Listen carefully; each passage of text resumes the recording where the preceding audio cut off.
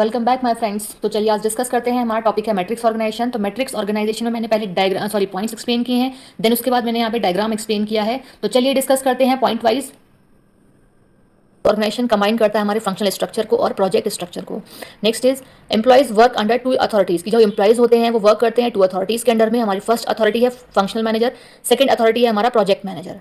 Next point is कि जो हमारा मैट्रिक्स ऑर्गेनाइजेशन है वो कॉम्बिनेशन होता है दो चीज़ों का। फर्स्ट क्या है, फंक्शनल हमारा organisation, next is project organisation. Next point is dual authorities कि यहाँ जो अथॉरिटीज होती हैं वो ड्यूअल अथॉरिटीज होती हैं। इट मीन्स क्या है कि जो हमारे बॉसेज होते हैं वो भी दो होंगे, तो two bosses.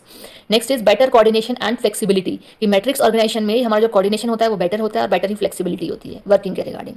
Next is efficient use of specialist कि जो हमारी कंपनी के फिर जो डिपार्टमेंट्स में डिफरेंट डिफरेंट स्पेशलिस्ट होते हैं उनका एफिशिएंटली यूज किया जाता है। तो चलिए डिस्कस करते हैं उसको हम एक डायग्राम के थ्रू। ये है हमारा मैट्रिक्स ऑर्गेनाइजेशन का डायग्राम। ये काफ़ी कंफ्यूजिंग है आप लोगों के लिए, बट तो इसीलिए मैंने ये मैनुअली ना बना करके प्रिंटेड फॉर्म में रखा है।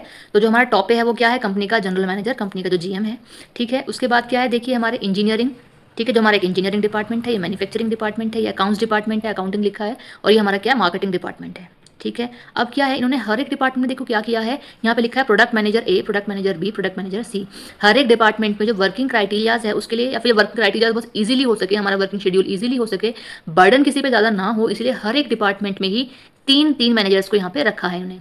जैसे प्रोडक्ट मैनेजर ए है, प्रोडक्ट मैनेजर बी है, ऐसे प्रोडक्ट मैनेजर सी है, ठीक है। फर्स्ट क्या है हमारे, जैसे इंजीनियरिंग ग्रुप है, इंजीनियरिंग डिपार्टमेंट है तो उसके अंडर में नीचे क्या है, इंजीनियरिंग ग्रुप है। देन इसके बाद अभी इंजीनियरिंग ग्रुप किसका है, प्रोडक्ट मैनेजर ए के बेसिस पे जो वर्किंग चल रही है वही उसका है, ठीक है। नेक्स्ट प्रोडक्ट मैनेजर बी के अंडर में वर्किंग जो चल रही है उसके रिगार्डिंग ये उसका इंजीनियरिंग ग्रुप है। जो प्रोडक्ट मैनेजर सी है, ठीक है, उसके अकॉर्डिंग जो वर्किंग चल रही है उसके रिगार्डिंग हमारा इंजीनियरिंग ग्रुप थर्ड है। तो ऐसे ही देखिए हमारा जो मैन्युफैक्चरिंग है उसमें मैन्युफैक्चरिंग ग्रुप तीन दिए हैं, क्योंकि हमारे जो प्रोडक्ट मैनेजर्स हैं वो तीन तीन है, तो इसलिए यहाँ पे भी तीन ही ग्रुप दिए हैं। ऐसे अकाउंटिंग डिपार्टमेंट में भी थ्री ग्रुप दिए हैं, क्योंकि हमारे थ्री प्रोडक्ट मैनेजर्स हैं। ऐसे ही जस्ट हमारा मार्केटिंग डिपार्टमेंट है, इसमें भी हमारे मार्केटिंग ग्रुप जो है वो थ्री दिए हुए हैं, बिकॉज ऑफ क्योंकि जो प्रोडक्शन जो हमारा किया जा रहा है वो ए, बी और सी तीन कैटेगरीज में डिवाइड होकर के किया जा रहा है। तो हर चीज़ को थ्री पार्ट्स में डिवाइड किया है, जिससे वर्कलोड जो वर्किंग में ना हो और इजीली जो वर्क है वो अचीव हो सके। बिकॉज अगर एक पर्टिकुलर पर्सन के पास अगर बर्डन ज़्यादा होगा तो वहाँ काम को करने में टाइम ज़्यादा कंज्यूम होगा और रिजल्ट भी मे बी क्लियरली अचीव ना हो पाए। तो यहाँ पे इन्होंने इसीलिए कि रिजल्ट कम से कम टाइम में परफेक्टली अचीव कर सकें, इसलिए इसको यहाँ पे तीन कैटेगरीज में डिवाइड कर दिया है, जिससे वर्क इजीली अचीव हो सके। तो आई होप आपको क्लियरली समझ में आया कि आखिर ये है क्या। अगर हम बात करते हैं डॉटेड लाइन की, तो डॉटेड लाइन का मीनिंग क्या है कि इनडायरेक्टली इंटरकनेक्टेड है एक दूसरे के साथ।